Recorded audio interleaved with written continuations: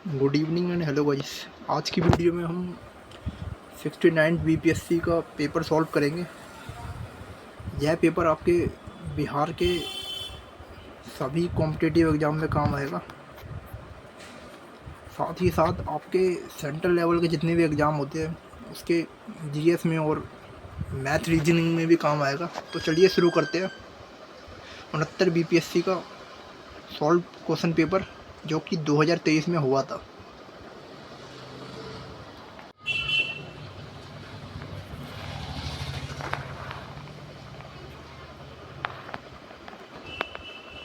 पहला क्वेश्चन है, निम्न में से कौन सी टेक्निक 5G मोबाइल संचार नेटवर्क द्वारा सक्षम की जाएगी?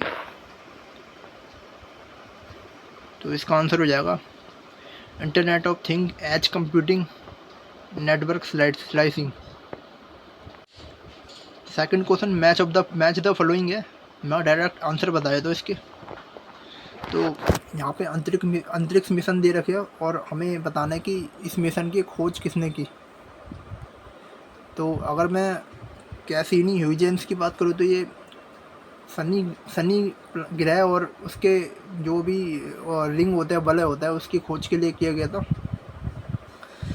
बृहस्पति प्लानेट के लिए जूनो मिशन हमने शुरू किया था। और अगर मैं चंद्रमा मिशन की बात करूँ, चंद्रमा से मंगल तक, तो आर्टेमिस मिशन था।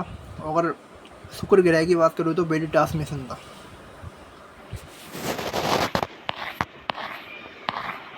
नेक्स्ट भी मैच द फॉलोइंग है क्वेश्चन।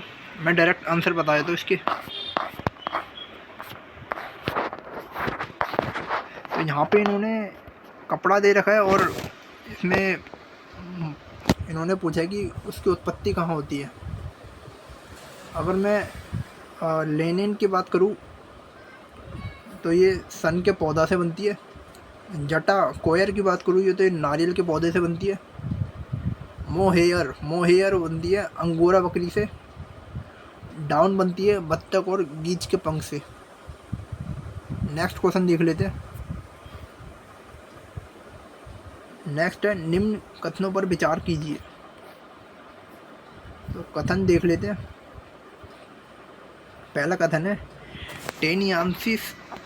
टेनियासिस एक आंतों का संक्रमण है, इन्फेक्शन है ना, जो टेपवर्म की 3 प्रजातियों टेनिया सोलियम, टेनिया सगिनाटा और टेनिया एशियाटिका के कारण होता है। और अगर मैं दूसरे कथन की बात करूं, इसमें लिखा है जब ब्रेन में सिस्ट विकसित हो जाते हैं तो इस कंडीशन को न्यूरोसिस्ट कोर्सिस NCC कहा जाता है। तो इसका आंसर हो जाएगा कि ये दोनों ठीक है, दोनों कथन। दोबारा से बता देता हूँ। जो हमारा पहला कथन था टेनियासिस आंतों का संक्रमण है, ये ठीक है। और इसका कारण था कि ये इसकी 3 प्रजातियों के कारण होता है। वो 3 प्रजातियाँ आप देख लेना। और दूसरा कथन था जब मस्तिष्क में सिस्ट विकसित हो जाते तो इस स्थिति को NCC कहा जाता है। तो इसको भी आप देख लेना, दोनों कथन ठीक है हमारे। नेक्स्ट क्वेश्चन है, निम्न में से कौन सी कंप्यूटर की भाषाएं है, लैंग्वेज है? तो कोबरा, पाइथन, जावा, सिक्वल। तो इसमें से आपने कई सारी सुनी होगी। तो इसका आंसर हो जाएगा कि ये सारी लैंग्वेज ही हमारी कंप्यूटर की लैंग्वेज है। पाइथन, जावा, सिक्वल, कोबरा। तो हमारा ऑल आंसर है इसका। नेक्स्ट क्वेश्चन है, हाल ही में न्यूज़पेपर में देखी गई चैट जीपीटी का फुल फॉर्म क्या है? चैट जीपीटी की फुल फॉर्म पूछी है, तो देख लेते हैं इसकी फुल फॉर्म। तो चैट जीपीटी की फुल फॉर्म हो जाएगी जनरेटिव प्री ट्रेंड ट्रांसफॉर्मर। इसकी मैं डिटेल बताया था। यह एक आधुनिक AI टेक्नोलॉजी है ना, जो कि लंबे चौड़े क्वेश्चन आंसर को खोजने में मदद करता है और संवादी रूप से बातचीत करता है। और मनुष्य के लिए काफ़ी आसान है ये, मतलब इससे इंटरेक्शन करना, डाउट सॉल्व करना। निम्न में से कौन से जीव के स्वाद नहीं है? टेस्ट पूछ रहा है ये। तो इसका आंसर हो जाएगा इसमें से जो फोर्थ ऑप्शन है मसालेदार, और लास्ट ऑप्शन है तीखा। ये हमारे जीभ के स्वाद नहीं है। बाकी जो ऑप्शन है इन दोनों के अलावा मीठा, कड़वा, नमकीन, उमामी, खट्टा, ये सब क्या है, जीभ के स्वाद है। जो हमारी जीभ की ज्ञानेंद्रिय होती है उससे ये डिसाइड होता है कि कौन कौन से जो टेस्ट होता है वो हमारा जीभ किस कंडीशन में एक्सेप्ट करता है। यहाँ पे इन्होंने एक नोट भी दे रखा है, मनुष्य के जीभ के मिडल पार्ट पर स्वाद कलिकाएं प्रायः नहीं होती है। नेक्स्ट क्वेश्चन है मैच द फॉलोइंग है।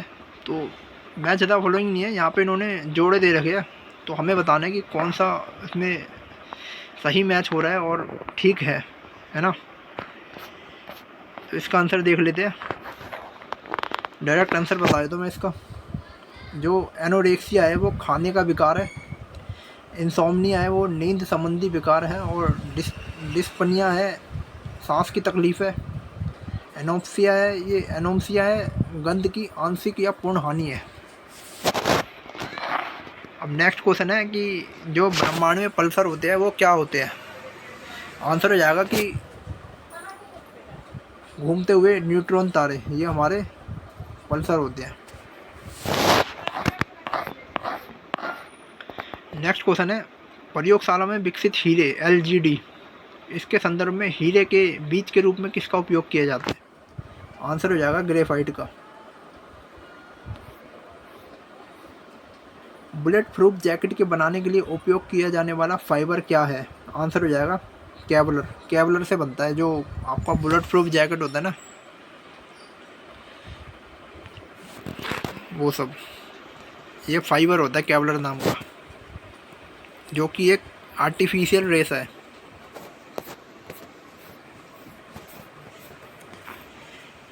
अभी यहाँ पे इन्होंने फुल फॉर्म पूछी है HMX की, देख लेते हैं आंसर।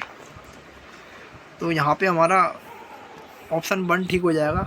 HMS की फुल फॉर्म हो जाएगी X की हाई मेल्टिंग एक्सप्लोसिव। इसकी डिटेल की बात करें तो हाई मेल्टिंग एक्सोटिन, इसे ऑक्टोजन और साइक्लोमेथिलीन ट्रिटोनियम के नाम से भी जाना जाता है। ठीक है, इसका उपयोग किया जाता है परमाणु उपकरणों, प्लास्टिक विस्फोटक, रॉकेट ईंधन और बस्टर चार्जर में।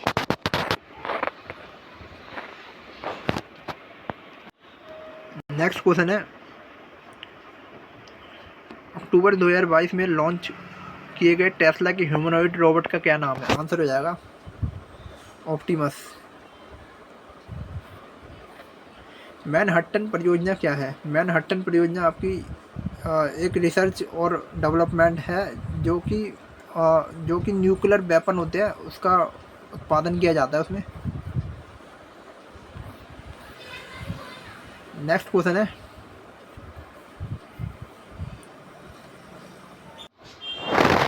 है जो अवतल दर्पण द्वारा बनाया गया प्रतिबिंब वास्तविक उल्टा और वस्तु के आकार के बराबर होता है। वस्तु की स्थिति कैसी होनी चाहिए। तो इसका आंसर हो जाएगा at the centre of curvature, वक्रता के केंद्र पर उन्हें होनी चाहिए।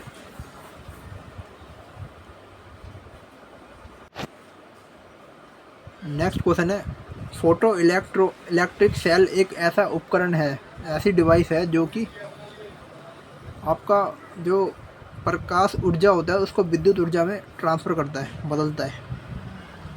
ट्रांसफ़र नहीं करता, बदलता है। और फोटो इलेक्ट्रॉनिक सेल 3 प्रकार के होते हैं, जिसमें पहला होता है फोटो उत्सर्जक सेल, फोटो प्रवाहकीय सेल और फोटो वोल्टिक सेल। ये 3 प्रकार के होते हैं। नेक्स्ट क्वेश्चन है the amount of solute present per unit volume of per unit mass of solution is known as dash in chemistry. Hindi में बोले तो बिलियन के प्रति इकाई आयतन या प्रति इकाई द्रव्यमान में उपस्थित विलेय की मात्रा को रसायन में किस रूप से जाना जाता है। आंसर हो जाएगा कंसंट्रेशन ऑफ सॉल्यूशन, बिलियन की सांद्रता से। कोविड टीकाएं प्रतिरक्षी प्रतिक्रिया को कैसे उत्तेजित करती है। मतलब ये बोल रहा है कि जो कोविड वैक्सीन होती है वो, मतलब जब आप उसको किसी को लगाते हो तो वो कैसा मतलब स्टिमुलेट करती है ना। तो इसका आंसर देख लेते हैं। इसका आंसर हो जाएगा कि कोविड टीकाएं प्रतिरक्षी प्रक्रिया को जीवित क्षण सार्स कोव 2 वायरस प्रवेश करके करा के उत्तेजित करती है।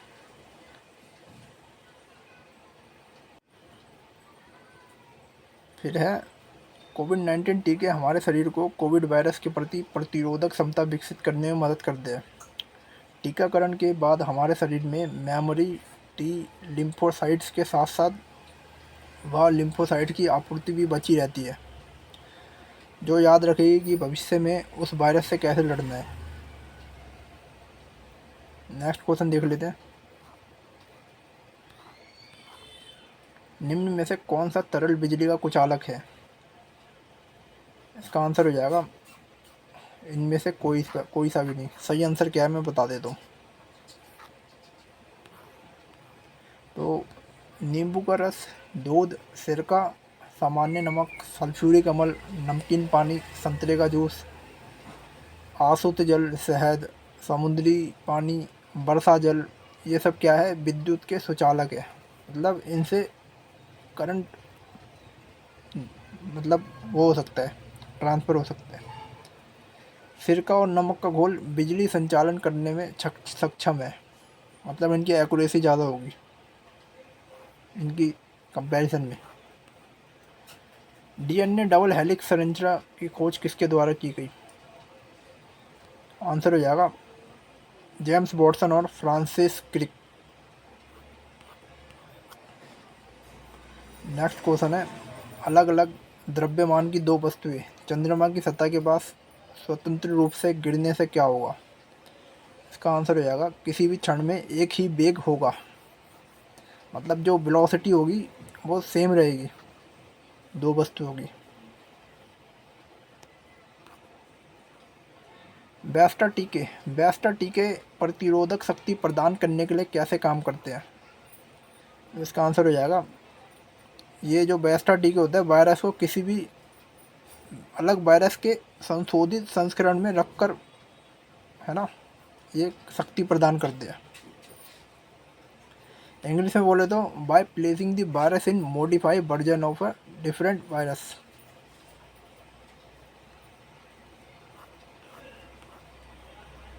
लगातार नई परत जोड़ने वाली प्रक्रिया निम्न में से कौन सी है। इसका आंसर है और लगातार नई परत जोड़ने वाली प्रक्रिया आपकी समुद्र तल का फैलाव है, सी फ्लोर स्प्रेडिंग।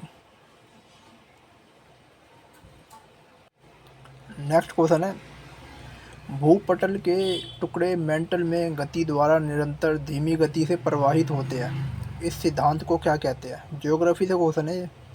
इसका आंसर हो जाएगा प्लेट टेक्टोनिक सिद्धांत, the theory of Pangaea tectonics. आपने पढ़ा होगा कि जो हैरी हैस और कई सारे जो साइंटिस्ट थे, ज्योग्राफिस्ट साइंटिस्ट, इन्होंने कई सारी थ्योरी दी थी, तो उसमें से एक ये भी है।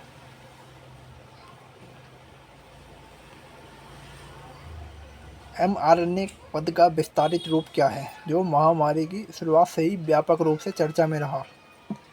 तो mRNA की फुल फॉर्म पूछे इन्होंने। इसका आंसर हो जाएगा मैसेंजर ऑफ राइबोन्यूक्लिक एसिड। ये mRNA की फुल फॉर्म है। एसी करंट को कैसे उत्पन्न करता है, देख लेते हैं आंसर। तो इसका आंसर हो जाएगा डायनामो की मदद से एसी करंट उत्पन्न करता है। नेक्स्ट क्वेश्चन है, करंट डेंसिटी। करंट डेंसिटी क्या होती है। तो करंट डेंसिटी एक सदिश राशि होती है, इंग्लिश में बोले तो अ वेक्टर क्वांटिटी।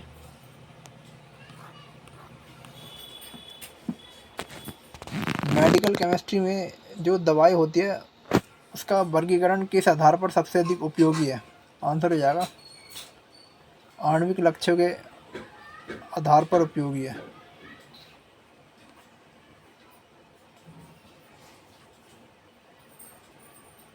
निम्न में से कौन सा प्रतिक्रिया की दर को धीमा करता है? आंसर हो जाएगा इनमें से कोई नहीं। सही आंसर क्या है मैं बता देता हूँ।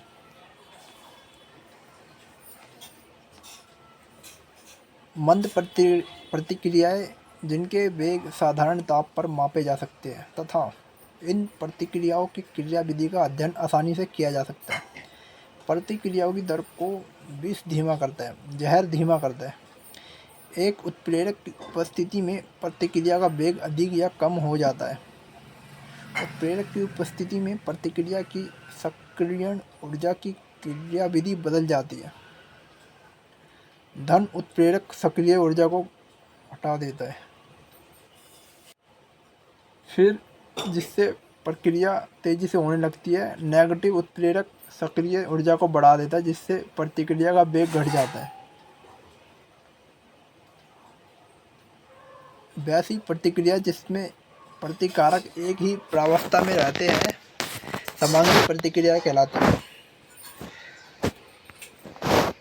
नेक्स्ट क्वेश्चन है, आगत तथा निर्गत तंत्रिकाएं कहाँ मिलती है?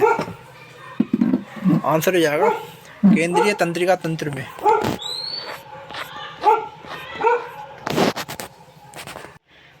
नेक्स्ट क्वेश्चन है, शिप ब्रेक टूरिज्म के संदर्भ में सूंची रीफ, एक्ली शॉल, ग्रैंडे आइलैंड पर भारतीय जल में जहाज़ों के मलबे का पता लगाया जाता है। ये जो जितनी भी जगह दी रखी है ये कहाँ पर है ये पूछ रहा है। आंसर हो जाएगा गोवा तट के बाहर। कौन कौन सी जगह है?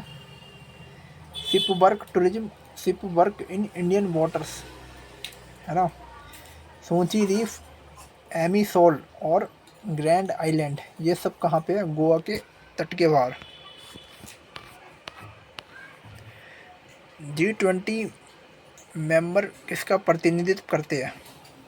आंसर देख लेते हैं। तो G20 मेंबर आपका जो जितने भी वर्ल्ड की जीडीपी है उसका लगभग 85% और वर्ल्ड की 2/3 पॉपुलेशन इसका प्रेजेंटेशन करते हैं। रूस के वैगनर भाड़े के सैनिक समूह का मुखिया कौन है? आंसर हो जाएगा येवगिन प्रिगोजिन। ये वही है ना जो पुतिन से गद्दारी कर ली थी, फिर इनको मार दिया गया था। मतलब उनकी एक वैसी आर्मी थी अनऑफिशियल रशिया की।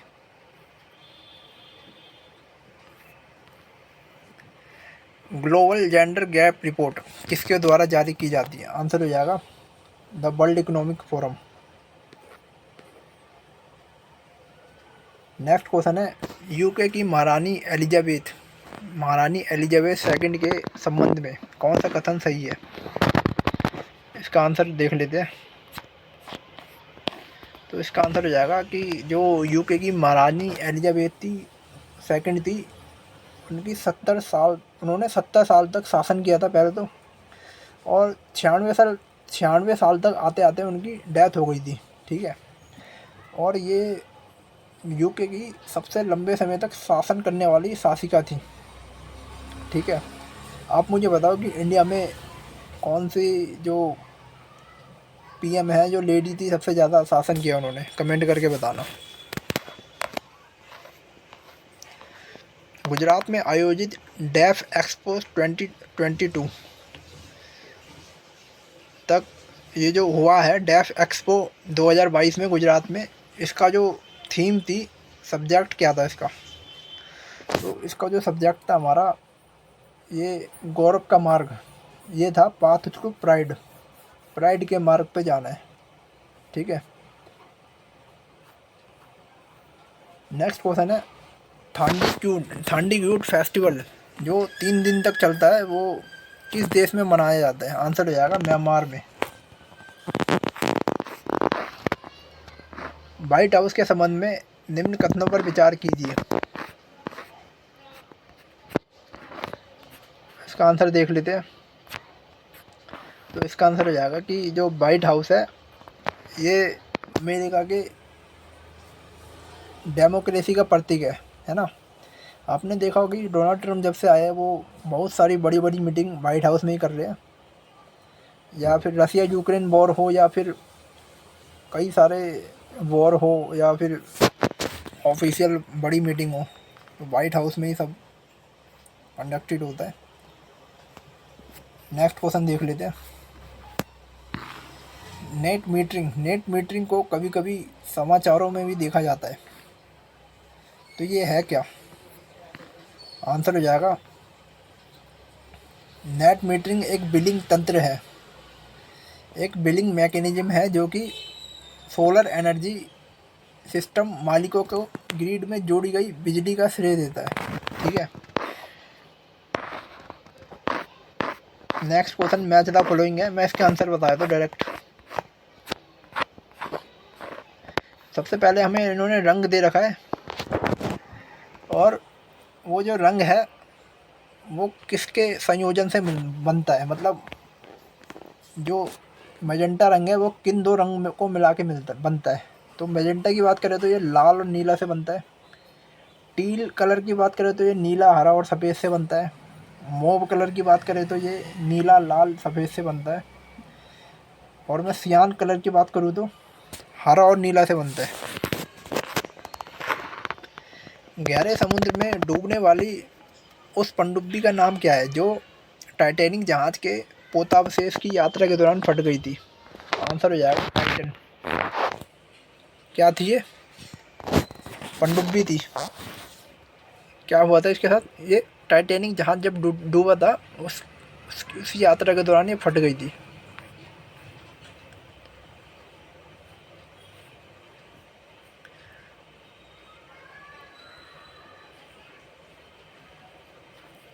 मैच द फॉलोइंग है, अब मैं इसके आंसर बताया तो डायरेक्ट। हमें पहले इन्होंने दे रखा है कि ये जूते और फैशन की सहायक सामग्री, और साथ में उसकी डिटेल है, डिस्क्रिप्शन है, देख लेते हैं। तो यहाँ पे इन्होंने बैरेट दे रखा है। पहले बैरेट क्या होता है? एक प्रकार की टोपी होती है, कैप होती है जो आप पहनते हो उसी टाइप की। स्टीलेटोज होता है वुमेंस के जूते का एक टाइप। एविएटर्स क्या होता है? एक प्रकार का धूप का ग्लासेस होता है, सन ग्लासेस। चिगनोन क्या होता है? एक प्रकार का केस विन्यास होता है। ब्रॉक क्या होता है? मेल के जो शूज़ होते हैं उसका एक टाइप होता है। यूएसए के पूर्व राष्ट्रपति जिन्होंने हाल ही में अपना इंटरव्यू दिया है, कहाँ दिया है इन्होंने? आंसर हो जाएगा एथेंस में। अब मैच द फॉलोइंग आ गया है, डायरेक्ट इसके आंसर देख लेते हैं। तो स्पोर्ट्स से रिलेटेड क्वेश्चन है ये। तो यहाँ पे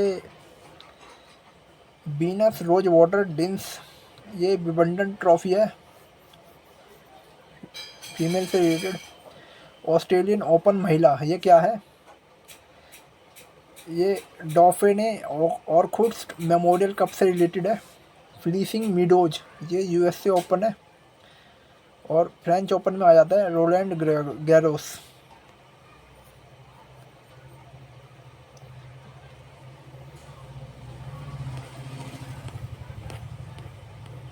नेक्स्ट क्वेश्चन है, मिनिस्ट्री ऑफ होम अफेयर्स ने नवंबर 2022 को देश की कितनी लैंग्वेज की फील्ड वीडियोग्राफी के साथ Indian language mother tongue language सर्वेक्षण कार्य को पूरा किया है? ठीक है, देख लेते हैं आंसर। तो आंसर हो जाएगा कि टोटल 233 लैंग्वेज थी जिसका सर्वेक्षण किया है। सॉरी, गलत बता दिया। टोटल 573 लैंग्वेज थी। दोबारा से मैं रिपीट कर देता हूँ। गृह मंत्रालय ने नवंबर 2022 को देश की 576 भाषाओं की फील्ड वीडियोग्राफी के साथ इनका सर्वेक्षण किया था, मातृभाषा थी जो, है ना। नेक्स्ट क्वेश्चन है, किस राज्य सरकार ने भारत में गिद्धों के संरक्षण के लिए राष्ट्रीय कार्रवाई द्वारा प्रस्तावित गिद्ध संरक्षण के लिए राज्य स्तरीय समिति इसका शुभारंभ किया है? मतलब जो हमारे गिद्ध होते हैं, वल्चर होते हैं, उसको उसको बचाने के लिए एक कमेटी बनाई है राज्य स्तर पर। तो वो कौन सा स्टेट है? आंसर हो जाएगा तमिलनाडु।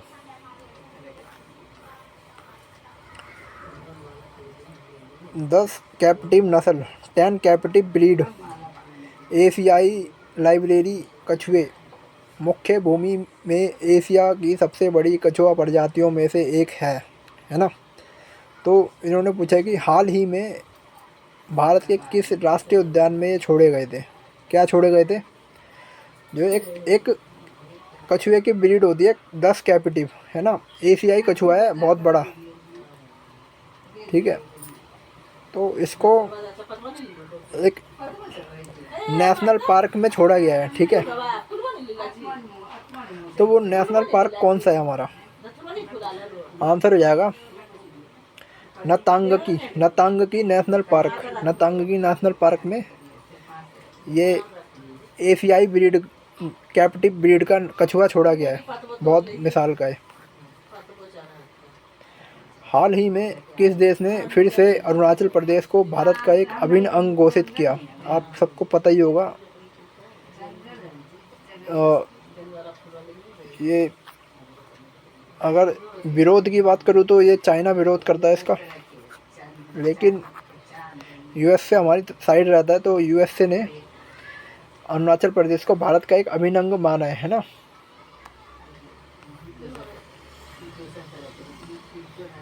भारत के रुद्राक्ष बाला साहेब पाटिल ने काहिरा में आईएसएसएफ वर्ल्ड चैंपियनशिप में पुरुषों की 10 मीटर एयर राइफल में कौन सा पदक जीता है? आंसर हो जाएगा गोल्ड मेडल जीता है बाला साहेब पाटिल ने। किसमें? एयर राइफल में।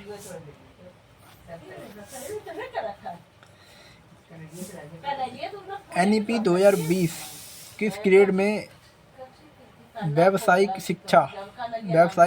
शिक्षा को मुख्यधारा शिक्षा में एकीकृत करने पर जोर दे दिया? आंसर हो जाएगा ग्रेड 6।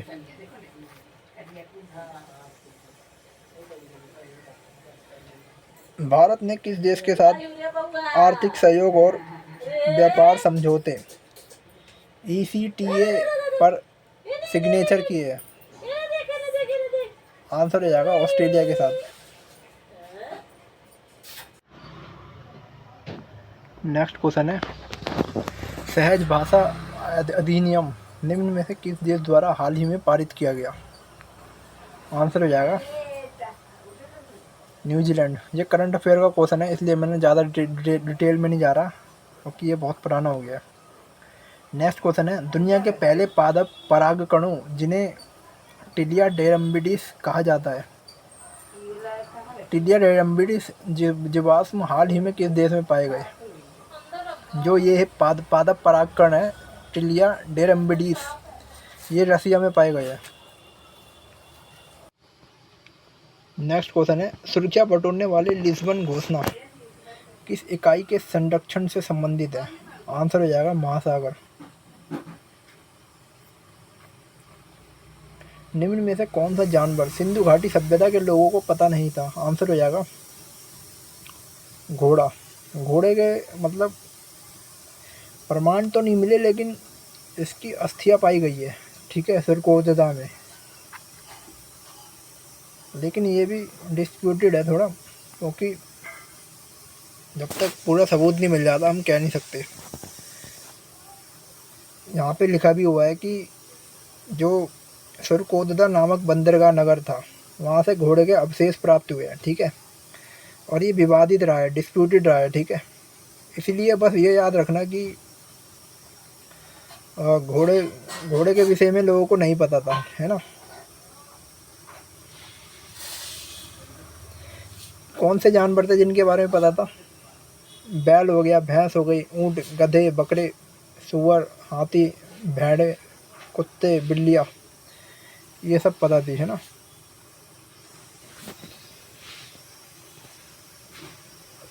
नेक्स्ट क्वेश्चन है, निम्न में से कौन सा यूनेस्को विश्व धरोहर स्थल नहीं है? आंसर हो जाएगा इंडिया गेट।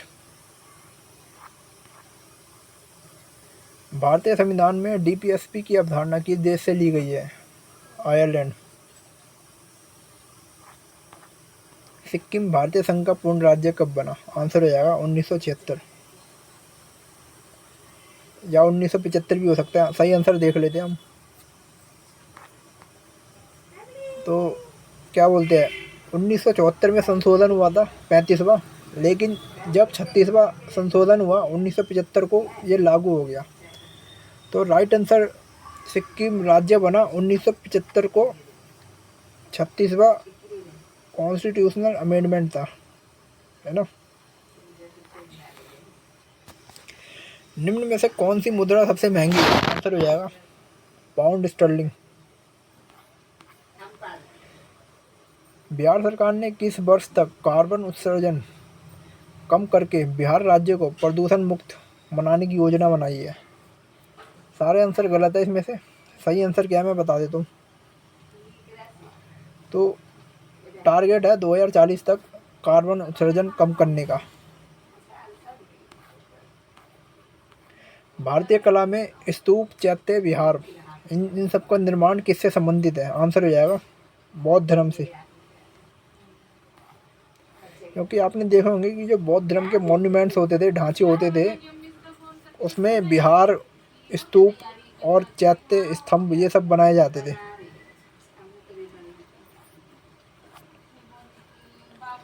भारतीय हस्तशिल्प के संदर्भ में बिहार में सुजनी योजना क्या है? आंसर हो जाएगा ये एक प्रकार की कढ़ाई है। कढ़ाई को बोले तो इंग्लिश में एम्ब्रॉयडरी।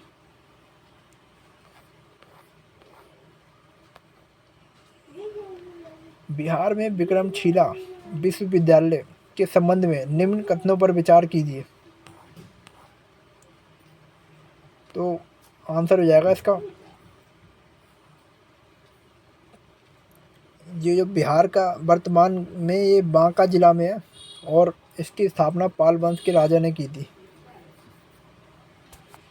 राजा का नाम था गोपाल। ठीक है।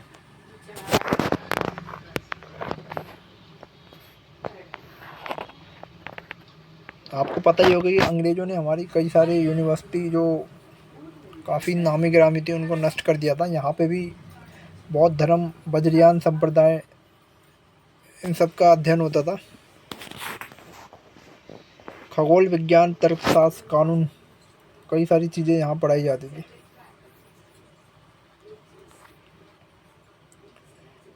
नेक्स्ट क्वेश्चन है, निम्न कथनों पर विचार कीजिए। सही कथन देख लेते हैं। तो यहाँ पे सही कथन हो जाएगा, प्रदेश में तैमूर राजवंश की स्थापना हुई और युद्ध में तोपों की शुरुआत हुई। कौन से प्रदेश में? जब बाबर आया था, भारत में आया था बाबर, तो क्या हुआ था प्रदेश में? तो प्रदेश में तैमूर राजवंश की स्थापना हुई थी और तोपों की शुरुआत हुई थी।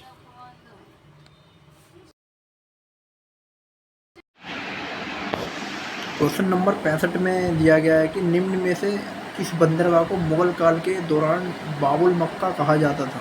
आंसर हो जाएगा सूरत बंदरगाह को।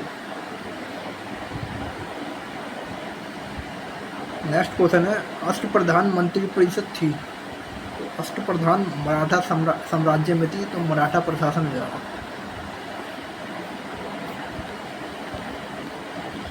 नेक्स्ट क्वेश्चन है, बोधि स्तत्व कदम पानी, इसकी जो पेंटिंग थी वो कहाँ पे सिचुएटेड है, स्थित है? तो इसका आंसर हो जाएगा अजंता में। नेक्स्ट क्वेश्चन है, कथन दे रखे हमें, तो हमें बताने की कौन सा सही कथन है। तो यहाँ पे अगर सही कथन की मैं बात करूँ तो दोनों गलत है। सही कथन क्या होगा मैं बता देता हूँ। तो सही कथन हो जाएगा कि जो फाइयान था, जिसे जिसे फैक्सियन नाम से भी जानते हैं, वो एक चीनी बौद्ध यात्री था। ठीक है, चीन बौद्ध था, तीर्थ यात्री, चाइना से था वो।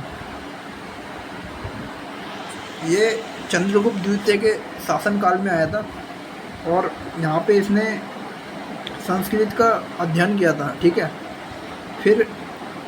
फिर ये राजा हर्षवर्धन थे, उनके काल में भी आया था।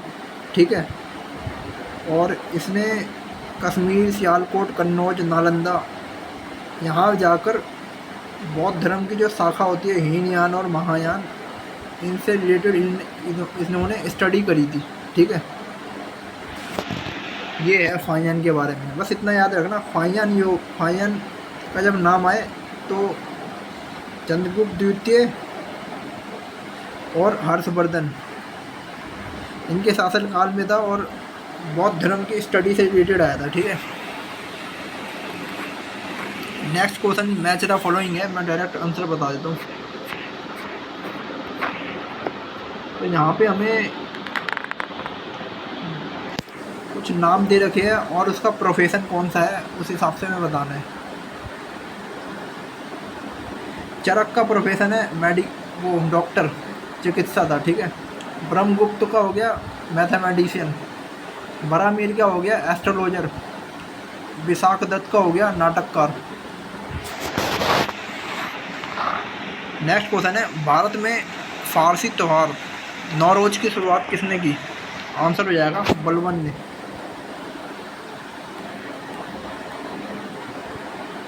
नाथपंथियों सिद्धों और योगियों ने भक्ति धर्म को किस क्षेत्र में लोकप्रिय बनाया? आंसर हो जाएगा उत्तर भारत में।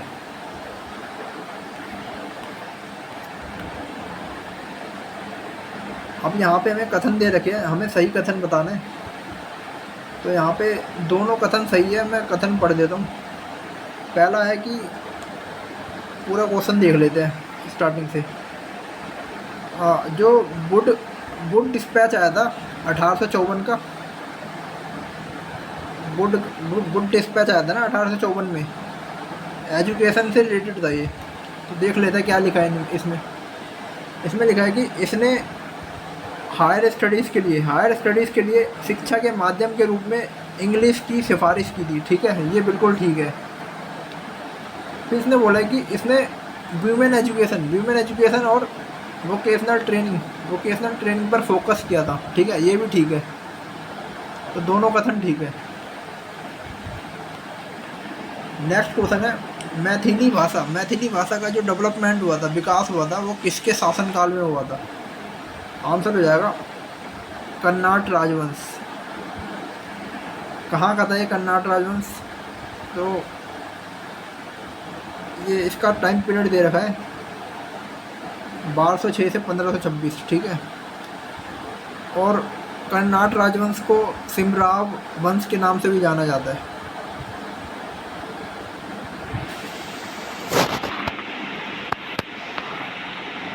प्रारंभिक वैदिक काल के दौरान कौन सा शहर प्राचीन मगध साम्राज्य की राजधानी के रूप में कार्य करता था?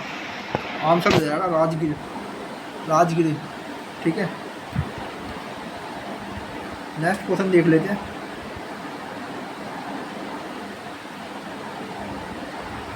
नेक्स्ट क्वेश्चन है, वर्नाक्यूलर प्रेस एक्ट, इसके बारे में कौन सा कथन सही है? देख लेते हैं आंसर। तो यहाँ पे तीनों कथन ठीक है। वर्नाकुलर प्रेस एक्ट से रिलेटेड कथन देख लेते हैं। इसे लॉर्ड लिटन द्वारा अधिनियमित किया गया था, ये बिल्कुल ठीक है।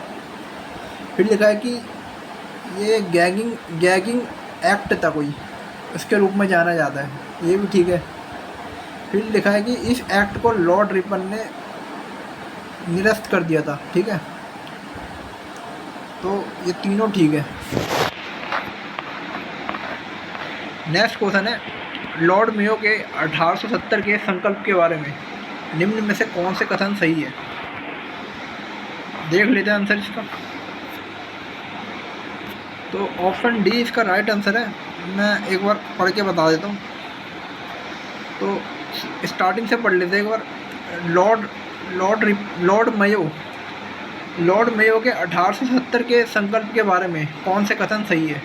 ठीक है, तो हमारे सारे कथन ठीक है। इसमें से कथन देख लेते हैं। वित्त को विभाजित करने वाला यह पहला कदम था। कौन से वित्त को?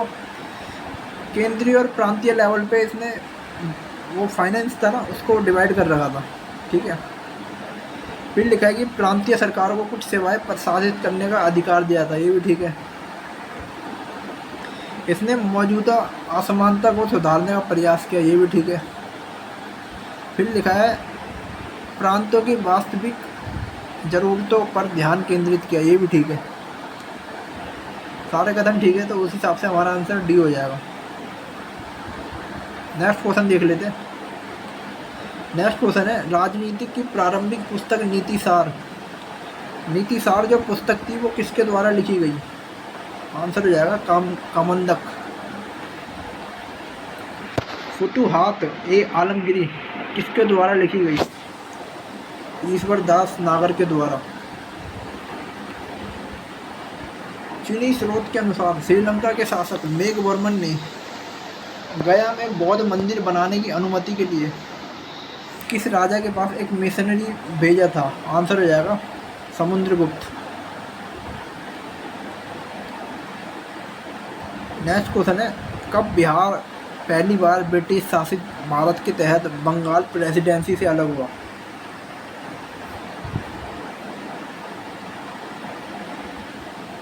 आंसर हो जाएगा 1912।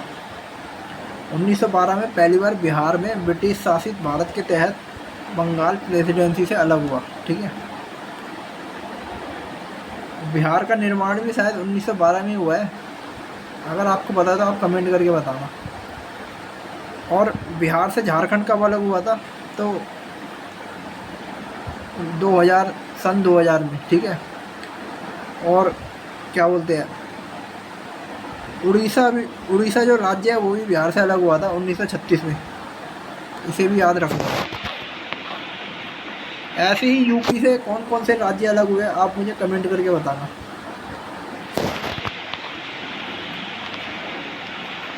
नेक्स्ट क्वेश्चन है, निम्न कथनों पर विचार कीजिए। देख लेते हैं। हमें गलत कथन बताना है, कौन सा कथन गलत है। तो इसका ऑप्शन डी हो जाएगा। पहला और तीसरा गलत है। क्या दे रखा है? इन्होंने बोला है कि सतह क्षेत्रफल के हिसाब से विक्टोरिया झील दुनिया की तीसरी सबसे बड़ी मीठे पानी की झील है, जो कि गलत है। इसकी सीमा 4 देशों तंजानिया, युगांडा, रवांडा, केन्या से लगती है। ये भी गलत है। सही आंसर क्या है मैं बता देता हूँ। तो सही आंसर हो जाएगा विक्टोरिया झील अफ्रीका महाद्वीप में है। यह अफ्रीका की सबसे बड़ी झील है, मीठे पानी की दूसरी सबसे बड़ी झील है, और इसकी बाउंड्री 3 देशों से लगती है। ठीक है। और इन्होंने क्या बोला था? इन्होंने बोला था कि इसकी बाउंड्री 4 देशों से लगती है, जो कि गलत है। फिर इन्होंने बोला था कि ये दुनिया की तीसरी मीठे पानी की झील है, जो कि गलत है, दूसरी है। तो एक एक इन्होंने बढ़ा दिया अपनी तरफ से। ठीक है। अब किन 3 देशों से बाउंड्री लगती है? केन्या, युगांडा और तंजानिया। ये 3 देश है। नेक्स्ट है, हीट वेव के संबंध में निम्न कथनों पर विचार कीजिए। देख लेते हैं सही बताना है या गलत। तो हमें सही आंसर बताना है। तो दोनों ऑप्शन गलत है। इसमें सही ऑप्शन क्या है मैं बता देता हूँ। सही आंसर बता देता हूँ। यदि किसी मैदानी इलाके का अधिकतम तापमान कम से कम 40 डिग्री सेल्सियस या इससे अधिक पहुँच जाता है तो उसे हीट वेव माना जाता है। और यदि किसी पहाड़ी इलाके में मैक्सिमम तापमान 30 डिग्री या उससे अधिक पहुंच जाता है तो उसे हीट वेव माना जाता है। तो मतलब मैदानी इलाकों और पहाड़ी इलाकों के लिए दोनों के लिए परिभाषा अलग है। अगर मैदानी इलाके की बात करें तो 40 डिग्री हो जाएगा और पहाड़ी में 30 डिग्री हो जाएगा। मैच द फॉलोइंग है, मैं आंसर बता दूँ डायरेक्ट। तो यहाँ पे खोज करता है, हमें उनका जन्म स्थान बताना है। तो कोलंबस का जन्म स्थान इटली हो जाएगा, कार्टियर का फ्रांस हो जाएगा, फ्रांसिस ड्रेक का यूके हो जाएगा, मैगलन का पुर्तगाल हो जाएगा। यूएई के रियासती राज्य कौन से है? तो देख लेते हैं इसका आंसर।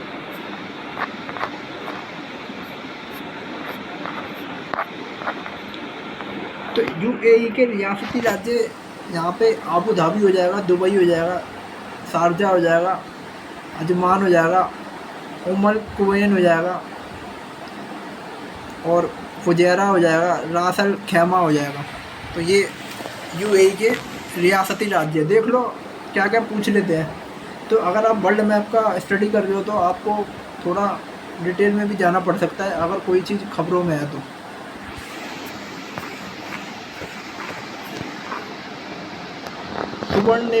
सुवर्ण रेखा नदी निम्न में से किस गांव के पास से निकलती है? आंसर हो जाएगा नगरी गांव। कौन से राष्ट्रीय उद्यान, नेशनल पार्क या फिर वाइल्ड लाइफ सेंचुरीज बिहार में है? तो इनने जगह बता दिया, हमें बताना है कि कौन सा बिहार में है इनमें से। देख लेते हैं आंसर।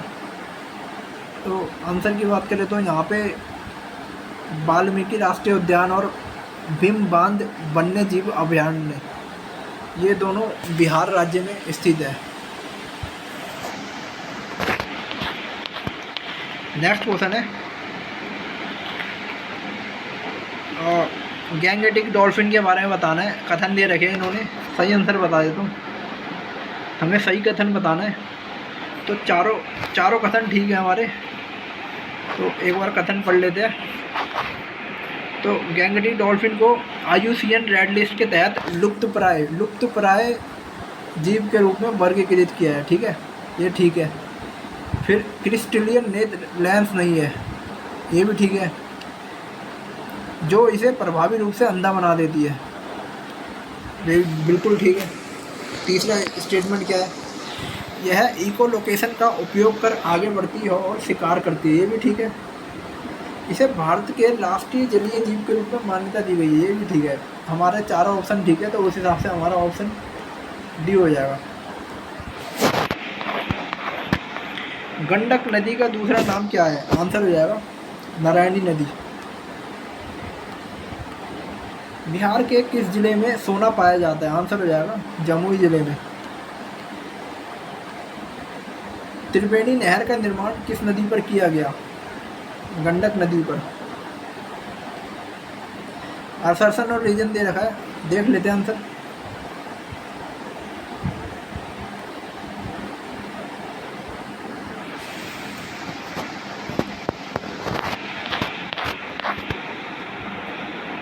असर्सन दोबारा देख लेते हैं। असर्सन में इन्होंने आधा ऊपर दे रखा है, आधा नीचे दे रखा है, तो दोबारा से पढ़ लेते हैं। तो पहला जो स्टेटमेंट इन्होंने दे रखी है, घाना तट पर सोने के समृद्ध प्लेसर जमाव पाए जाते हैं और ब्राज़ील में सोने की सिराएं पाई जाती है। ठीक है, इसका कारण क्या है, क्यों पाई जाती है? इसका कारण है कि किसी समय ये महाद्वीप अटलांटिक तट के साथ जुड़े हुए थे। ठीक है, संयुक्त थे। तो रीजन भी ठीक है और इनकी स्टेटमेंट भी ठीक है, तो उस हिसाब से हमारे दोनों ऑप्शन ठीक है।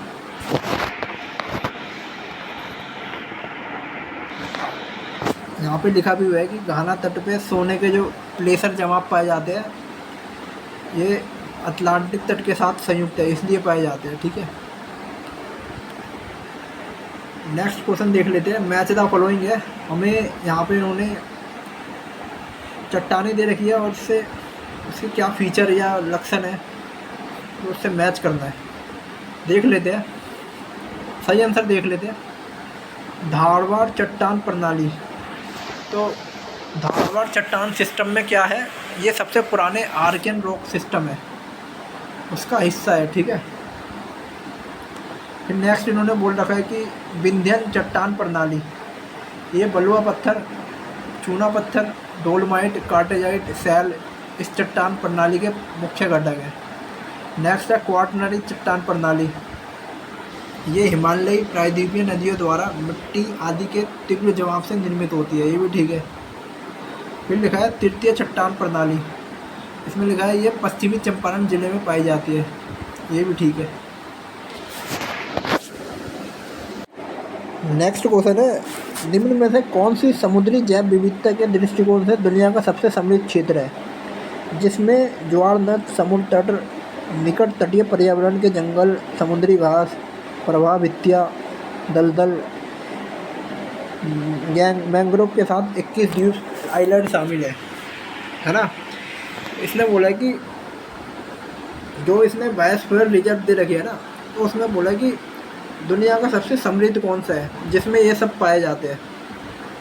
ठीक है, इंग्लिश में बोले तो कोरल रीफ, सॉल्ट मार्सिस, मैंग्रोव, सी ग्रासिस, इन्वायरमेंट नियर शोर, बीच, फॉरेस्ट, एस्चुरीज, ये सब पाए जाते हैं।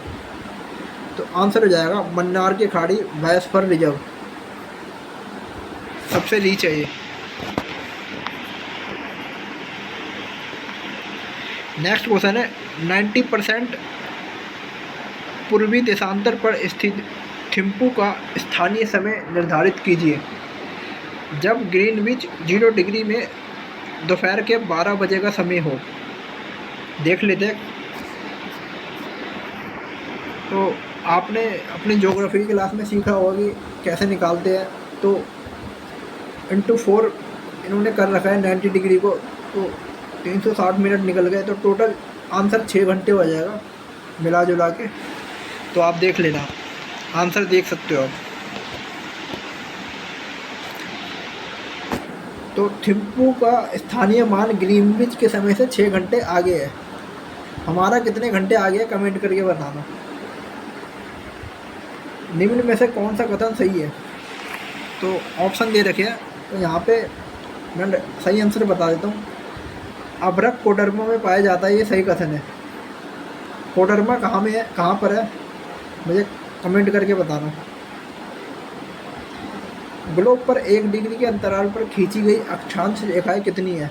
आंसर हो जाएगा 179। कोसी मैदान की माध्य समुद्र तल से ऊंचाई कितनी है? तो कोसी मैदान के माध्य समुद्र तल से ऊंचाई 30 मीटर है। किस पठार पर कर्क रेखा तथा भारतीय मानक समय रेखा दोनों एक दूसरे को काटती है? आंसर हो जाएगा बघेलखंड के पठार पर। उत्तराखंड का कौन सा जिला तिब्बत सीमा से नहीं लगता?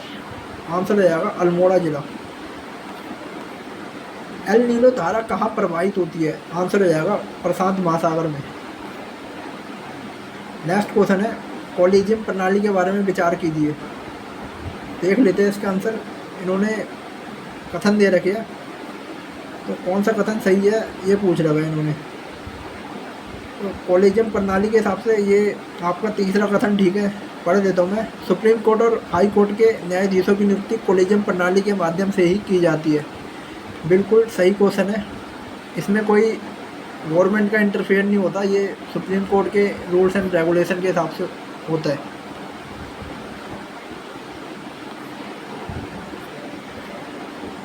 नेक्स्ट क्वेश्चन है, वो नेक्स्ट कथन है सुप्रीम कोर्ट कॉलेजियम एक 5 सदस्यीय निकाय है जिसकी अध्यक्षता भारत के मौजूदा मुख्य न्यायाधीश करते हैं और उस समय इसमें न्यायालय में 4 अन्य सीनियर न्यायाधीश शामिल होते हैं। ये भी बिल्कुल ठीक है। मतलब जो सिलेक्शन किया जाता है उसमें 5 मेंबर की कमेटी होती है जिसमें एक सीनियर न्यायाधीश होता है और 4 अन्य कार्यरत न्यायाधीश होते हैं। तो हमारा पहला ऑप्शन और तीसरा ऑप्शन ठीक हो गया है।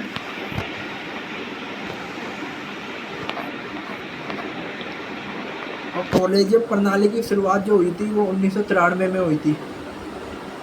अब NJAC की फुल फॉर्म क्या है आप मुझे कमेंट करके बताना। नेक्स्ट क्वेश्चन है भारतीय संविधान के 42वें संशोधन के संबंध में निम्न कथनों पर विचार कीजिए। तो 42वें में क्या क्या संशोधन हुआ था कमेंट करके बताओ आप मुझे, जब तक मैं आपको इसका आंसर बताता हूँ। तो मेरे हिसाब से 42वें में सोशलिस्ट, सेकुलर, इंटीग्रिटी, ये तीनों शब्द जोड़े गए थे। आंसर देख लेते हैं।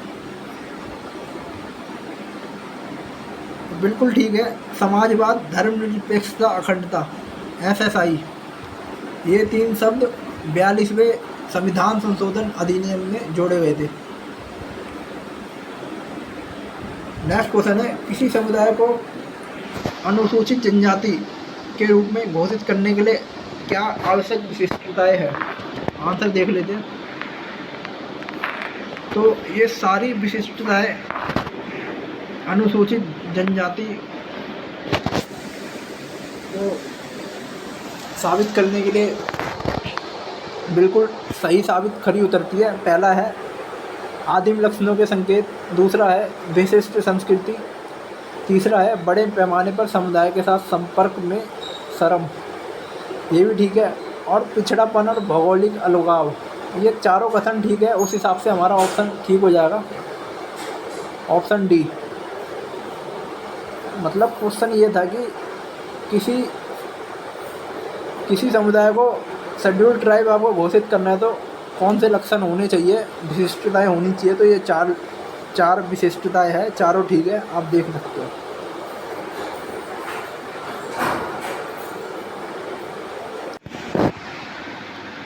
भारतीय संविधान में फंडामेंटल राइट कौन से देश से लिया गया है? तो यूएसए से हमने लिया है, देख लेते हैं आंसर। तो आंसर हो जाएगा यूएसए। भारतीय संविधान में किस आर्टिकल द्वारा अनटचेबिलिटी को समाप्त किया गया है? आंसर हो जाएगा आर्टिकल 17। हाई कोर्ट में न्यायाधीशों की संख्या निर्धारित करने का अधिकार किसके पास है? आंसर हो जाएगा राष्ट्रपति। फिफ्थ शेड्यूल किस विशिष्ट समूह के लोगों को शासन और हितों की सुरक्षा से संबंधित है? तो आंसर हो जाएगा शेड्यूल कास्ट, शेड्यूल ट्राइब हो जाएगा। तो शेड्यूल ट्राइब ही इसका राइट आंसर है। अब फिफ्थ शेड्यूल में कौन कौन से स्टेट आते हैं आप मुझे कमेंट करके बताना, ठीक है।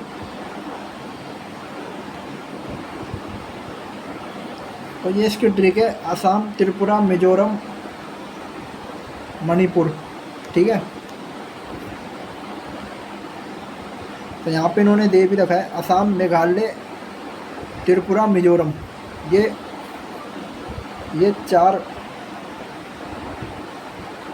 स्टेट है, ठीक है, याद रखना। मणिपुर नहीं होगा इसमें। नेक्स्ट क्वेश्चन है, भारतीय सुप्रीम कोर्ट ने किस मुकदमे में सर्वप्रथम संविधान के मूल ढांचे को सिद्धांत दिया? आंसर हो जाएगा केशवानंद भारती बनाम केरल राज्य। मैच द फॉलोइंग क्वेश्चन है, आंसर देख लेते हैं।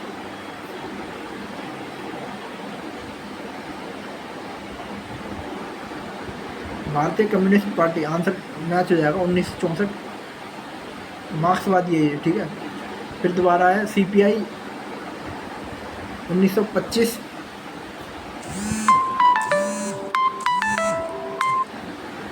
भारतीय कम्युनिस्ट पार्टी 1925, बीएसपी 1984, एआईटीसी 1998। किस आर्टिकल के अंतर्गत अध्यक्ष सदन के किसी सदस्य को उसकी मातृभाषा में बोलने की इजाज़त दे सकता है? आंसर हो जाएगा आर्टिकल 120 का 1 पार्ट 1 में। आरबीआई के विदेशी मुद्रा भंडार में क्या शामिल है? देख लेते हैं आंसर। तो आरबीआई के विदेशी मुद्रा भंडार में आपका विदेशी मुद्रा परिसंपत्ति, सोना, एसडीआर और आरक्षित किस्त पोजीशन, ये सब आ जाएगा। नेक्स्ट क्वेश्चन है, उत्पत्ति के नियम के बारे में निम्न कथनों पर विचार कीजिए। देख लेते हैं कौन सा कथन सही है। तो हमारे चारों कथन ठीक है रूल्स ऑफ ओरिजिन के संबंध में। तो कथन क्या है देख लेते हैं।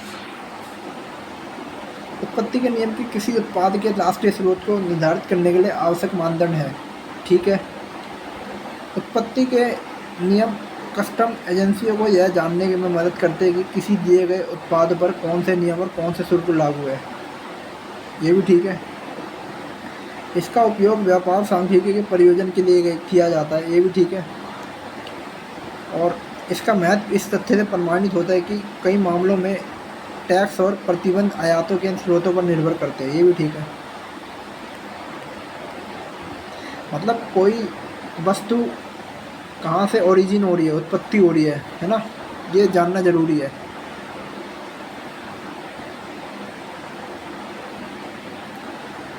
शिशु मृत्यु दर, इन्फेंट मोर्टेलिटी रेट, इसके बारे में विचार करना है, कौन से कथन ठीक है। देख लेते हैं आंसर।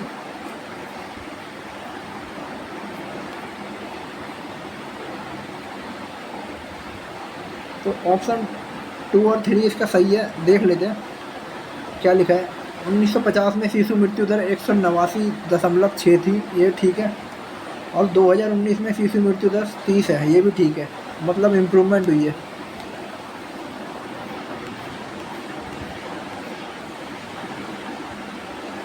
एक अवधारणा के रूप में ह्यूमन कैपिटल निर्माण की बेहतर व्याख्या एक प्रक्रिया के संदर्भ में की जाती है। तो मानव पूंजी निर्माण आपने पढ़ा होगा इकोनॉमिक्स में। तो कैसे करते हैं, नॉलेज चाहिए होती है, स्किल चाहिए होती है, ठीक है। नॉलेज एंड स्किल और कैपेसिटी ऑफ पीपल, ये भी ठीक है। और क्या है, individual of a country to accumulate more capital, मुझे ये गलत लग रहा है। तो दूसरा, तीसरा, चौथा सही आंसर होगा। देख लेते हैं आंसर। तो ऑप्शन डी इसका राइट आंसर है।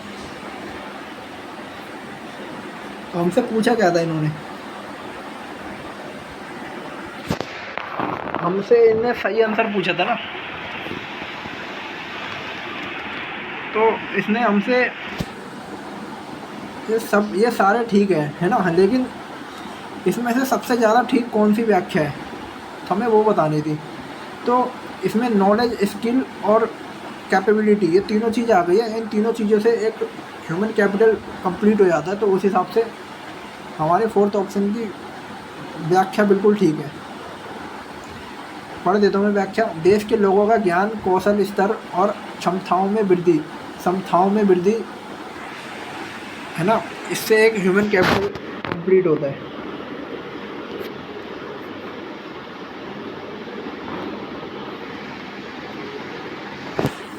इंसॉल्वेंसी एंड बैंकरप्सी के संबंध में निम्न कथनों पर विचार कीजिए। तो इंसॉल्वेंसी और बैंकरप्सी के हमारा ऑप्शन फोर्थ ठीक हो जाएगा। भारतीय दिवाला और शोधन अक्षमता, मतलब insolvency and bankruptcy code India, IBBI दिवाला और शोधन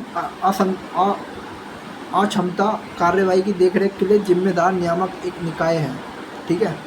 इंग्लिश में बोले तो IBBI is the regulatory body responsible overseeing insolvency and bankruptcy processing, ठीक है। जो IBBI एजेंसी है वो रेगुलेट करती है कोई भी इंसॉल्वेंसी होगी या फिर बैंकरप्सी होगी।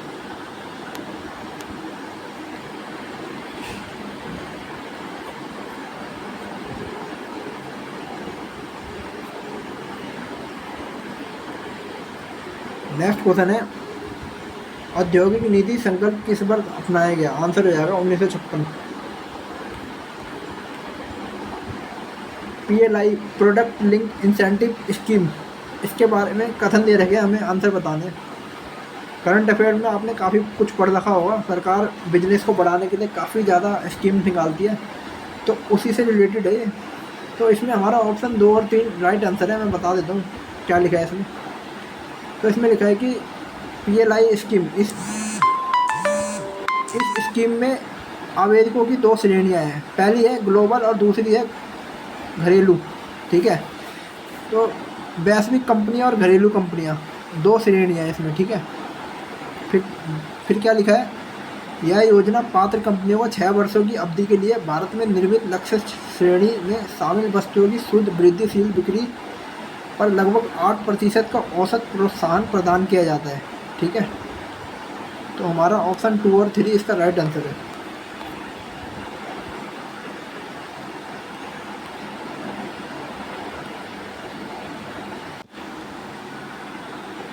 ये करंट अफेयर का क्वेश्चन हो गया।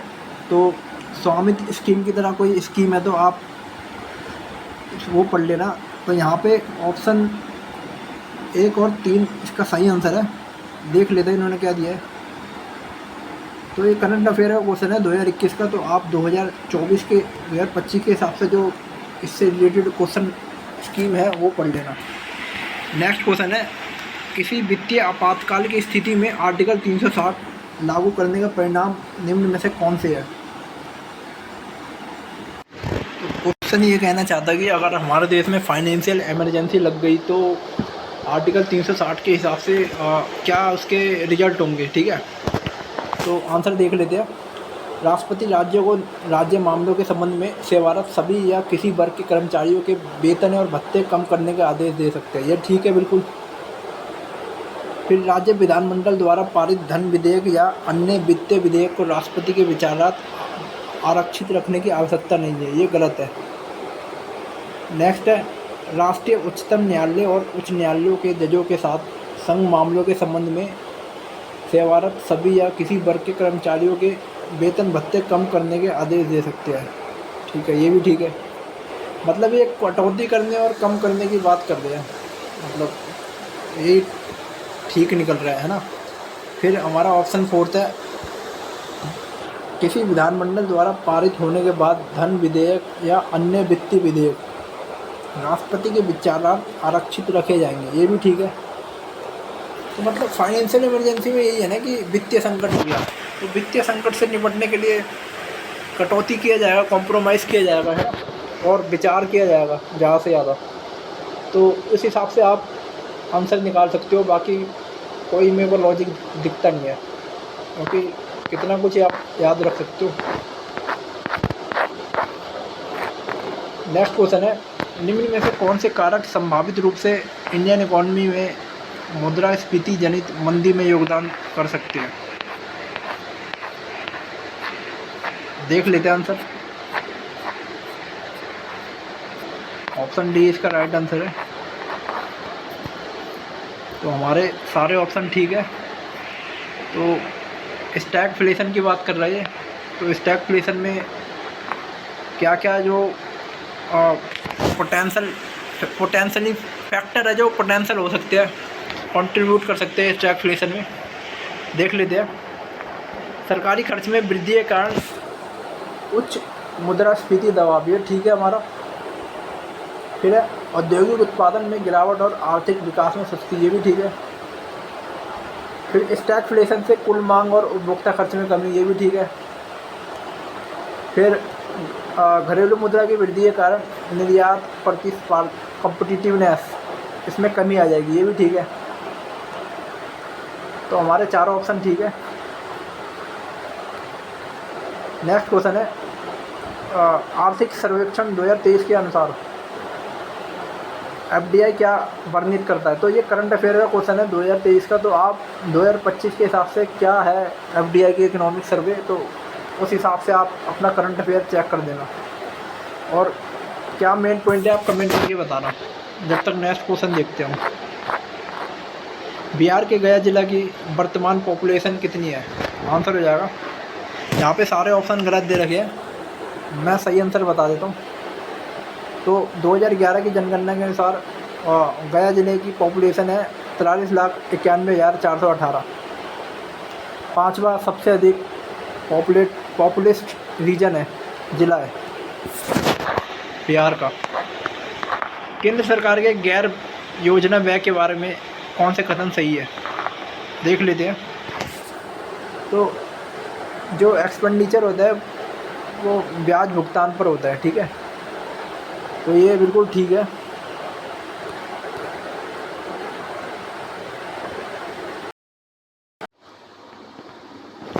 नेक्स्ट क्वेश्चन है, वैश्वीकरण और भारत पर इसके प्रभाव के बारे में कौन सा कथन गलत है। तो गलत कथन हो जाएगा कि निर्यात में वृद्धि और आयात में वृद्धि से अधिक है। मतलब ये बोल रहा है कि एक्सपोर्ट अधिक होता है इंपोर्ट से, जो कि दोनों चीज़ गलत है। जबकि ये डिपेंड करता है फैक्टर्स पे।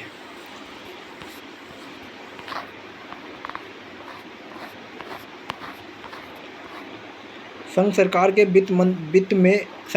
के वित्त में नवीनतम विकास के बारे में निम्न कथनों पर विचार कीजिए। वैसे मैं बता दूं, वैश्वीकरण अगर वैश्वीकरण का जो उद्देश्य है वो मेन है एक्सपोर्ट बढ़ाना, है ना, एफडीआई के थ्रू, या फिर इंपोर्ट भी बढ़ाना।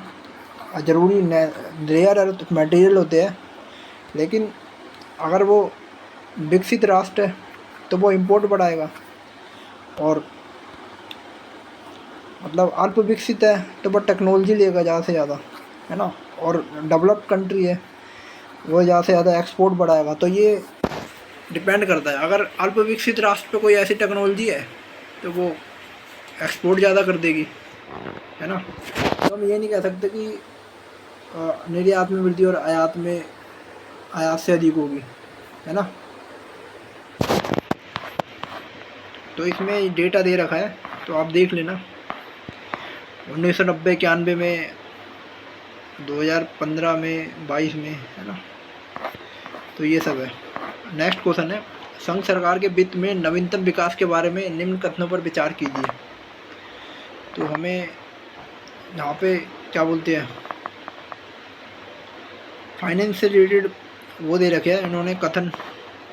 तो क्या बोलते हैं, फाइनेंशियल ईयर जीडीपी के से रिलेटेड है, ये करंट अफेयर का क्वेश्चन है। तो फाइनेंशियल ईयर 2023-24 या 24-25 में जो डेटा रहा है वो आप अपना अपडेट कर लेना क्वेश्चन के हिसाब से। अगर मैं ये बताऊंगा तो आप बताने का फ़ायदा नहीं है। 2022-23 का इन्होंने डेटा दे रखा है जो कि बहुत पुराना है, कोई पूछेगा नहीं। नेक्स्ट क्वेश्चन है, 1857 के विद्रोह की विफलता के कारण क्या थे। तो कई सारे कारण थे, तो देख लेते हैं। पहला था अंग्रेज़ों की सैन्य श्रेष्ठता, मतलब उनकी जो सेना थी उसमें काफ़ी मॉडर्नाइजेशन था। फिर था विद्रोहियों के पास एकीकृत कार्यक्रम और विचारधारा नहीं थी, मतलब जो रिबेल्स थे कोई यूनिटी नहीं थी उनके पास, है ना, किसी भी प्रोग्राम और विचारधारा की। फिर था समाज के सभी वर्गों में समर्थन का अभाव था, ये भी बिल्कुल ठीक है, तीनों ठीक है। तो ऑप्शन हमारा डी ऑल हो जाएगा इसका। और भी कई सारे कारण थे, जैसे कि साधनों का अभाव, राष्ट्रभक्ति का अभाव, है ना, आपसी फूट, ये सब। बिहार का वह रसोइया जिसने 1917 में महात्मा गांधी की हत्या के प्रयास को विफल कर उनके भोजन में मिले जहर से उनकी जान बचाई थी, वो कौन था।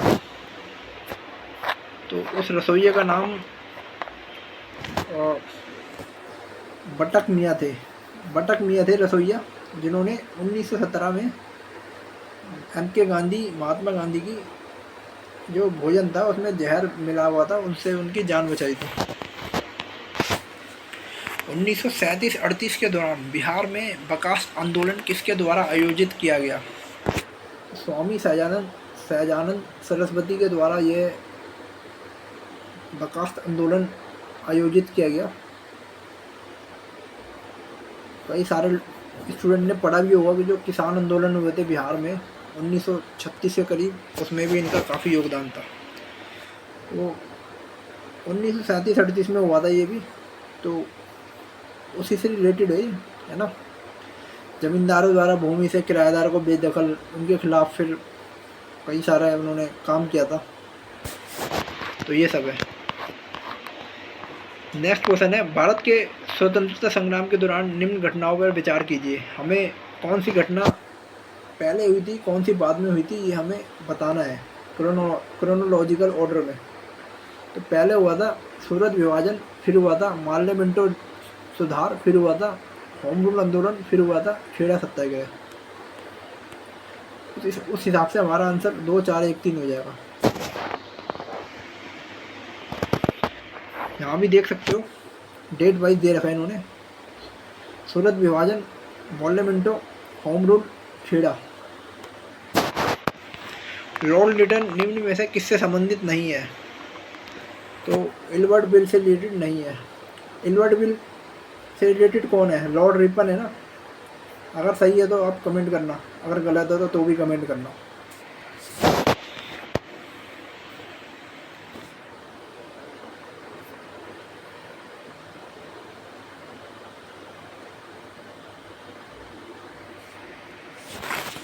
नेक्स्ट क्वेश्चन है, बक्सर की लड़ाई के बाद किस संधि पर हस्ताक्षर किए गए? आंसर हो जाएगा इलाहाबाद संधि।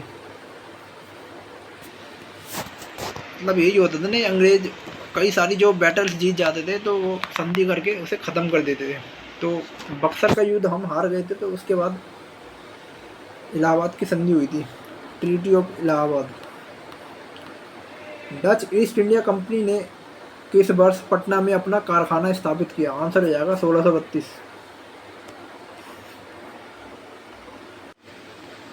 नेक्स्ट क्वेश्चन है,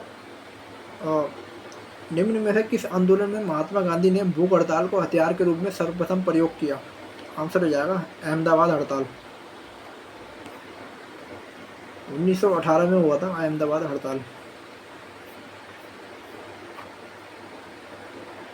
फिर है 1942 में क्विट इंडिया मूवमेंट, भारत छोड़ो आंदोलन में बिहार के नेताओं का महत्वपूर्ण योगदान था। ठीक है, फिर इसमें लिखा है कि इनमें से एक नेता थे जिनका जो नाम था बिहार केसरी था। ठीक है, तो वो कौन से नेता थे? आंसर हो जाएगा श्री कृष्ण सिंह।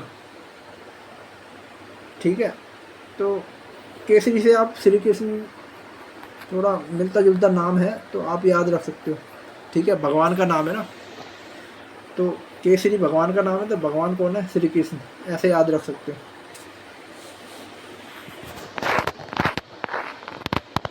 नेक्स्ट क्वेश्चन है, चंपारण आंदोलन के जन आंदोलन की प्रतिक्रिया में ब्रिटिश सरकार ने इस मुद्दे के समाधान के लिए कौन सा कदम उठाया? तो इसके लिए उन्होंने एक कमेटी बनाई थी जिसका नाम था चंपारण क्राइसिस कमेटी। ठीक है, मैच द फॉलोइंग है, मैं डायरेक्ट आंसर बता देता हूँ। यहाँ पे इन्होंने पहले वो दे रखा है, कमेटी दे रखी है, सभा दे रखी है, किसने बनाई थी, है ना? तो भारतीय सेवक समाज, गोपाल कृष्ण गोखले हो जाएगा। तत्वबोधिनी सभा, देवेंद्र नाथ टैगोर। आत्मीय सभा, राम मोहन राय। अंबाबाई एक स्वतंत्रता सेनानी भारत के किस राज्य की थी? कर्नाटक राज्य की। अंबाबाई कर्नाटक राज्य से थी। इनमें से कौन कैबिनेट मिशन के सदस्य नहीं थे? जे एंड्रयू। और कैबिनेट मिशन के 3 सदस्य कौन थे? पैथिक लॉरेंस, स्टैनफोर्ड क्रिप्स और अलेक्जेंडर, एवी अलेक्जेंडर।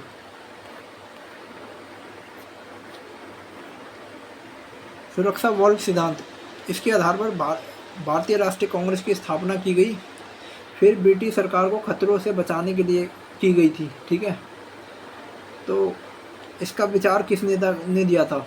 आंसर हो जाएगा लाला लाजपत राय।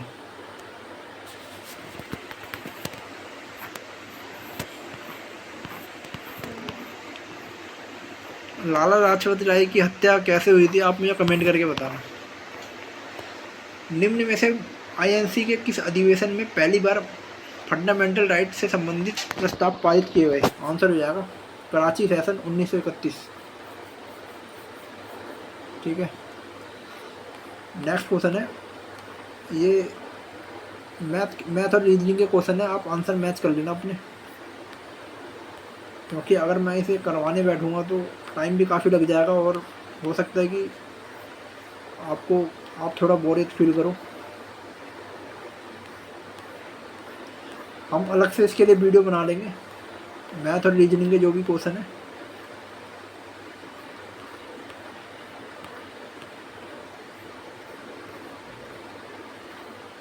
तो हमने टोटल 150 क्वेश्चन कर लिए हैं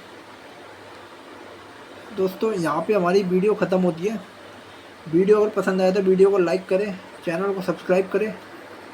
चैनल पे बने रहने के लिए धन्यवाद।